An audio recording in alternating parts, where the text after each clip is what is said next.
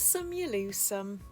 As in life, so also it seems in restoring a big old 1975 Bedford truck. There's been plenty of both around here the last couple of weeks, with storms at the caravan giving us an awning to babysit, and our daily driver needing a new timing chain. We find ourselves with 4 vehicles in the workshop which don't go anywhere, and that's not including the bike.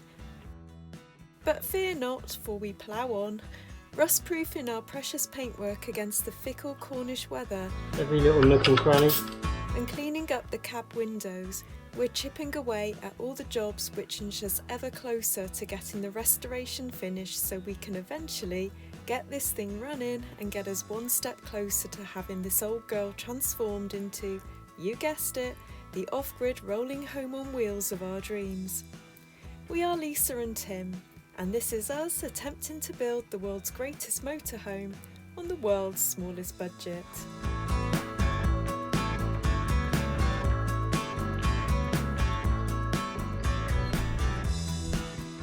Well, it is now Monday morning in the middle of July. We've been having a bit of fun and games off camera with storms at the caravan and trouble with our daily driver, which has its MOT due tomorrow, and looks like Tim is going to have to be changing the timing chain on it. So we've been somewhat distracted, as is the usual, you know, life things getting in the way. In the meantime, we're back in here today, hopefully with a full day of being able to get this wax ceiling done, and also Tim's been working on some of the windows and the rubbers on the windows, which I think is actually quite interesting. Really annoyingly, it's the middle of July and this is when we would be getting on with all the tons of work, doing the sandblasting, painting, but the weather has been atrocious with the car problems holding stuff up as well. So I've been having to find other jobs to do. It's another week last week and another week probably this week of just chipping away as and when we can, but hopefully there is still lots of the summer left, so we will be able to get that sandblasting done. I've always joked that we've got 4 vehicles and only one of them actually works, but now it looks very much like we've got 4 vehicles and none of them work. Oh. I see, you've got a bicycle over there, but it's got a flat Even tyre. that's got a flat tyre. So yeah, I guess we better get on with Let's crack trying on. to get this ceiling done. Ceiling?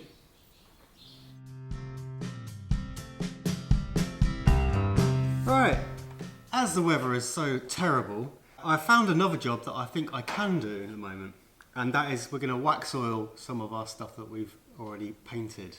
So, I have a can of wax oil, I have our cheapy spray gun thing from Trago Mills. Wax oil, how do you describe this? So it's not an under seal as such, it's more what we're using it for, is to go into cavities. We're going to use it for our doors, so go in the bottoms of the doors, and for any of the sort of box section, inside of sills, places where we can't get anything else in there essentially. So we haven't been able to sort of spray them properly and we haven't been able to get anything else in. This is going to go into those places and it's going to sort of seal it and weatherproof it for the future. This particular stuff is a sort of a, well, it's called wax oil. I guess it's a mixture of wax and oil, or something like that. It's this waxy sort of substance and it has oil, rust-proofing properties to it. There are other things like this available. This is a kind of a classic in this country anyway, but there are other products that do the same sort of job and maybe better, I don't know. It's also available in aerosol can, so you can just buy it in sort of rattle cans that you can spray in. But as we have a compressor and these guns are so cheap, it makes sense to buy it like this because it works out cheaper in the long run by volume. So yeah, that's what we're going to do. We're going to put the gun on this, connect it to the compressor, get in there and spray up all the insides of our doors and wherever we can get into on this thing. Especially like the insides of those seals and stuff, because we don't want them rusting out again. Well, it won't be in my lifetime, will it? But who cares then? That's what we're doing.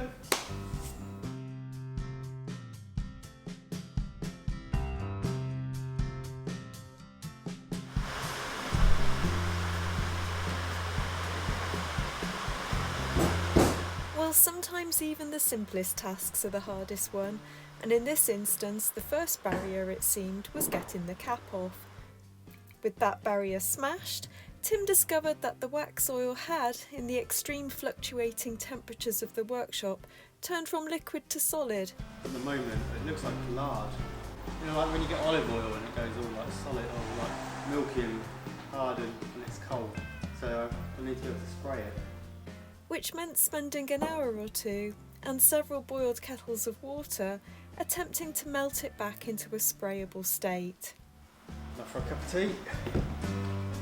Every cloud. Oh, I got my bucket, hot water. Oh, it's got a bit more liquidy. Oh, hang on, there's a lump in there. It literally is wax, isn't it? It's going to need longer. Sorry, folks.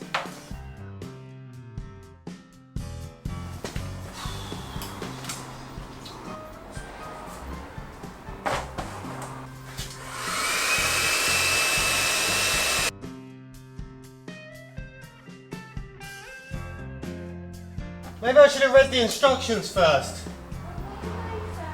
Don't know, can't read it. He's got to get me in to read the instructions because he's blind. Instructions for use. Ensure the surface is clean and dry. Check that spraying equipment is clean and free from blockages. Shake cut well before use. Spray at a pressure of 5 to 6 bar at a distance of 30 to 50 centimetres. Protect from frost and extreme temperatures. It just says shake it. Shake it. And don't have a freezing cold day. Ooh, we should be fine. What's your problem?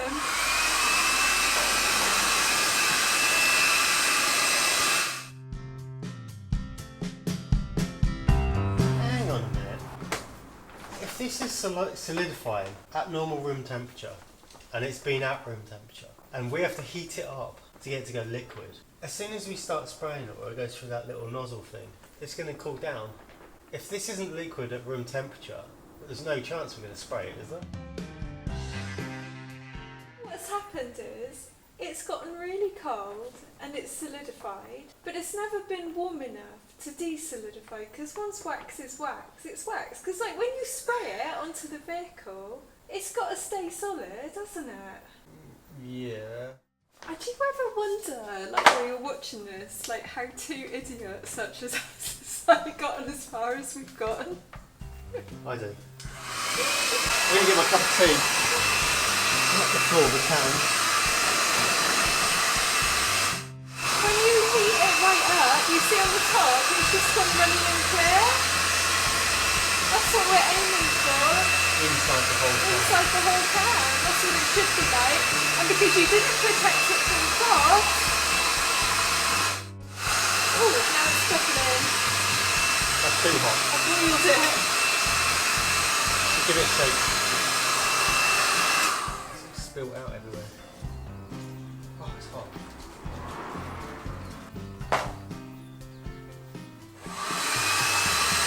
Is it going to explode?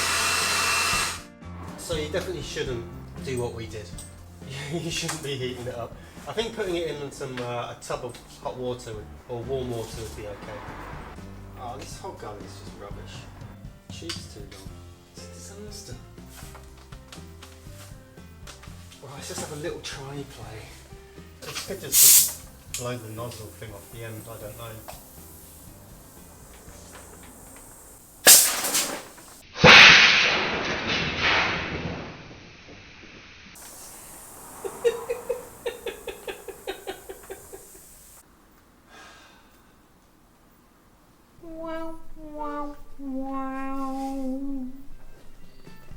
You win some, you lose some.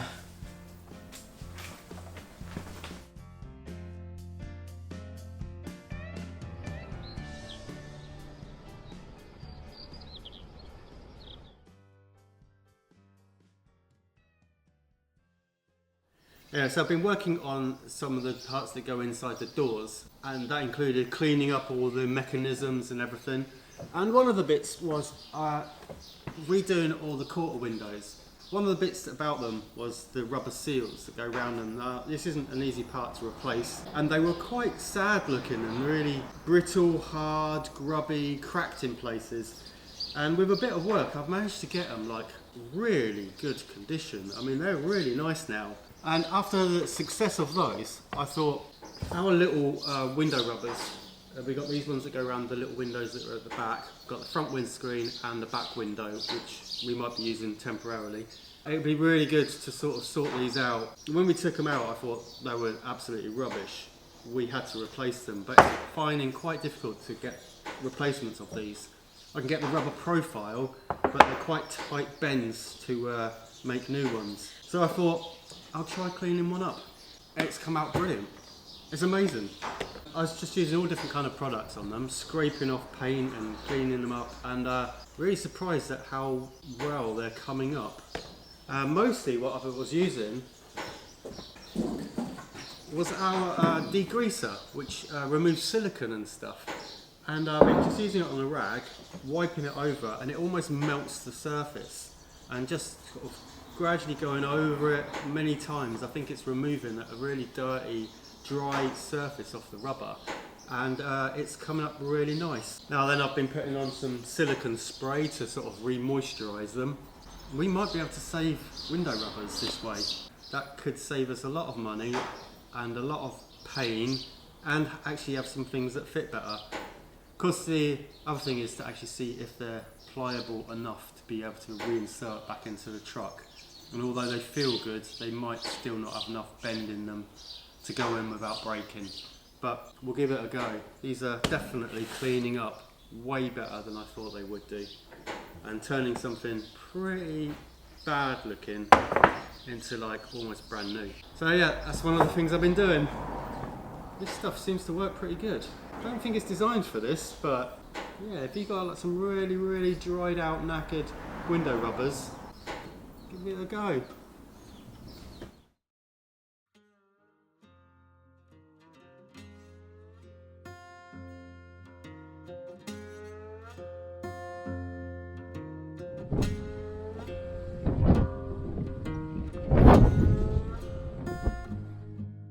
It's Saturday now and I should actually be at the workshop with Tim.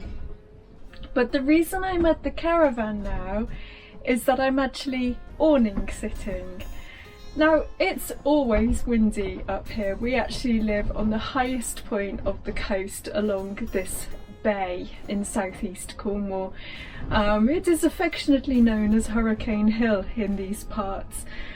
You know, it's okay, you can cope with it, but for the last 24 hours we've had 45 to 50 mile an hour winds up here, and that makes life a little bit interesting, especially when you have an awning. We've also had torrential rain, which makes life even more interesting when you have an awning.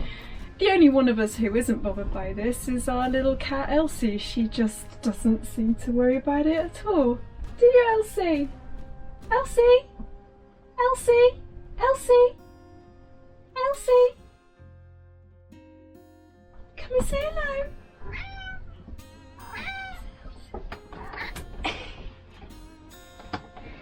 Doesn't give a monkeys. Got anything to say?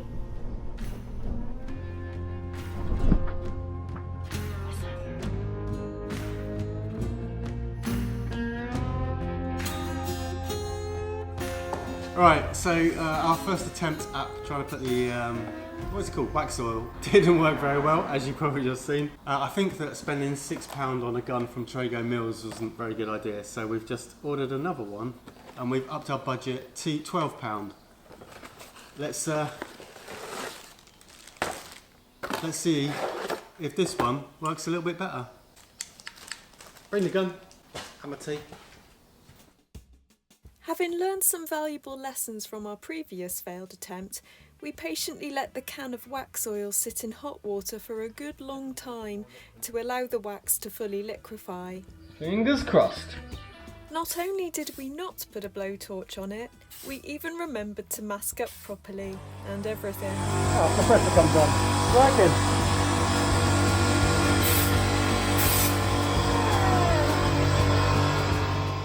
Marks for safety in the workplace, folks. Reasonably confident that we now had everything working properly, including ourselves, we let the wax oil rust inhibitor loose on our precious paintwork.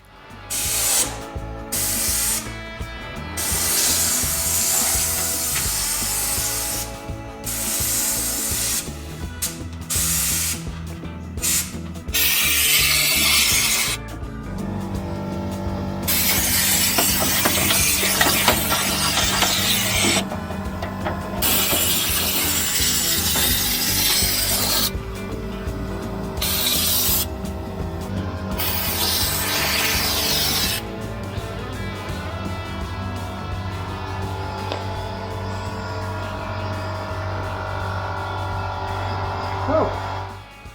With the backs melted properly and a decent £12 gun, it's worked like an absolute charm. So I guess we just have to get the cab done now. Hey.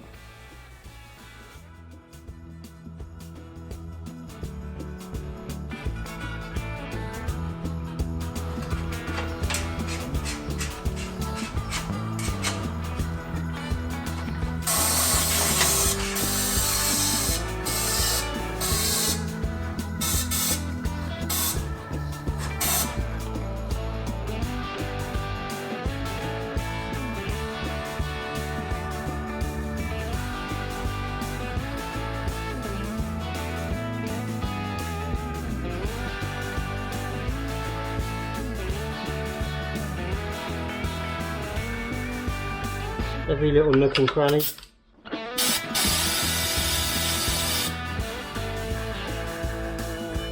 I'm really glad we did the wax oiling.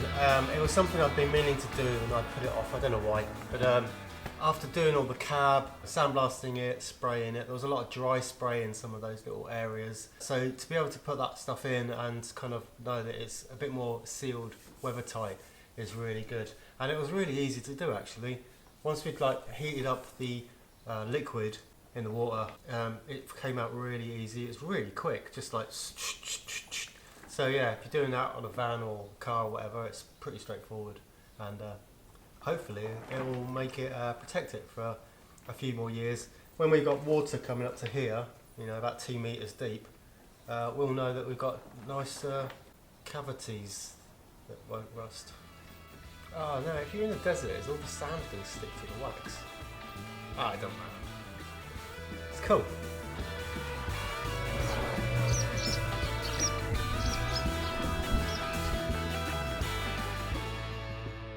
We had some exciting post this week. Unfortunately, all the packages are addressed to Tim, but I'm not going to let that stop me from opening them. So you might remember in our last video I talked about this, which is one of the service training manuals for our kind of Bedford truck. We got our hands on this one, which is number 17 or TS 1017, and it's one in a set of 4. One of our patrons, he heard me talking about this and he went off to eBay, and next thing I know he sent me a message and he said don't order anymore because they're coming in the post for you. Hopefully that's what these are. Let's have a look. Pretty exciting. That one's for transmission transfer box, which I think we were also doing in the last video. Propeller shafts and the rear axle. Brilliant. So there's number 15, engine and clutch. Yeah, I think we're probably going to be needing that one for sure. And finally number 18. Now this one looks really brand new actually. Obviously not been used very much. Electrical equipment, instruments and the cab. That's the entire set. We've got 4 service training manuals now, thanks to Martin. Just thank you so much.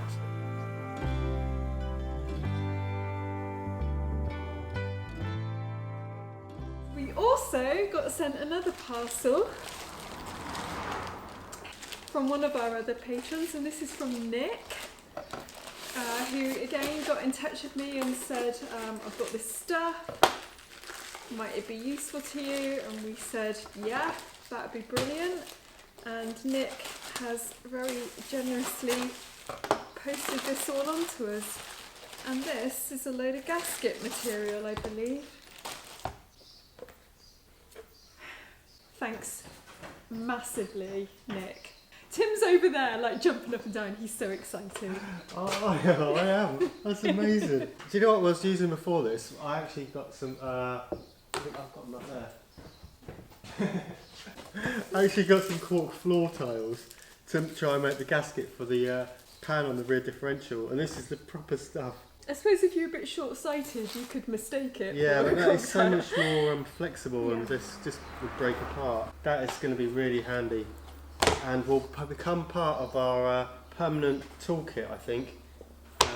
Yeah, brilliant. And, oh wow! Took on yourself. You know why this is the clean one? Why? It's electrical equipment. This is dirty stuff. Oh! So you got dirty hands, and then you pick up your manual to go and have a look at it.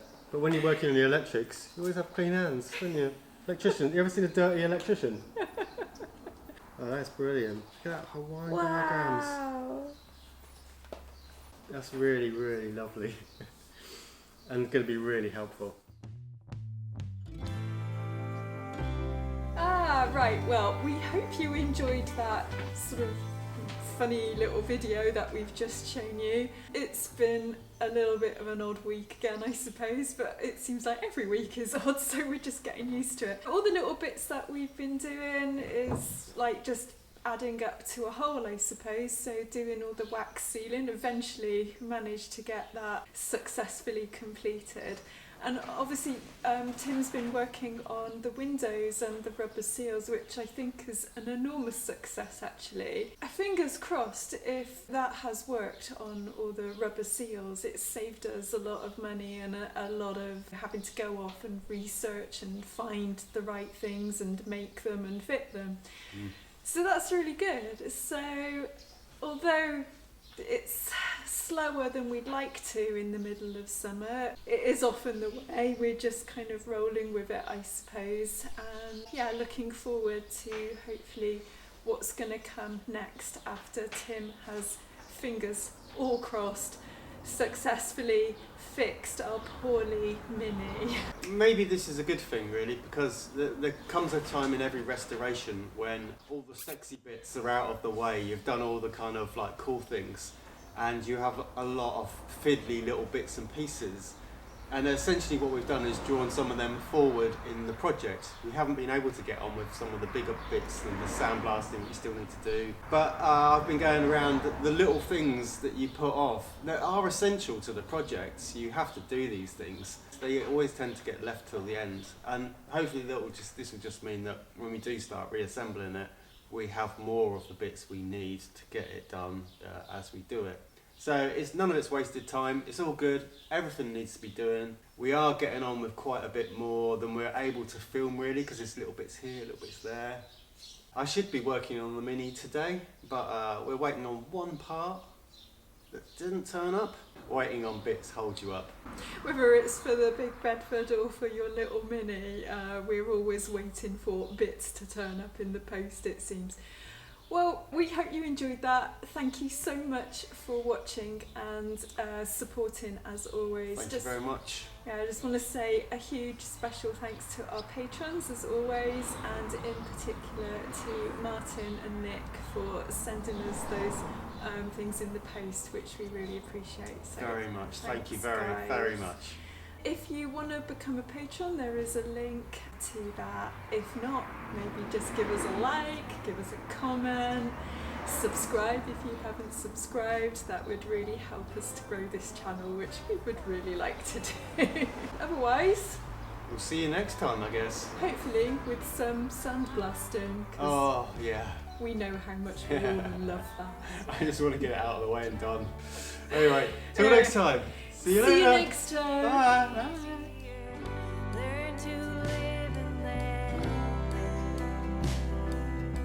Just as we're going to press with this video, Tim's still working on the timing chain on the Mini. 4 days in, it's been a bit of a drama, but now going more or less to plan. We'll hopefully be fully mobile within a day or two, fingers crossed. A huge thanks to everyone who continues to support us during this project, in particular to our patrons, but also to everyone who likes, comments and subscribes to our channel. Thanks for being here. Life has thrown us a few challenges recently, but that's just life, and we remain as committed to the Bedford project as ever. It's a long road, but we are enjoying the journey despite the setbacks. That's what it's all about really, isn't it? Taking on the challenge, enjoying the ride, hanging on through the storms. Thanks for being here to keep us company, and we'll be seeing you again soon in the next one.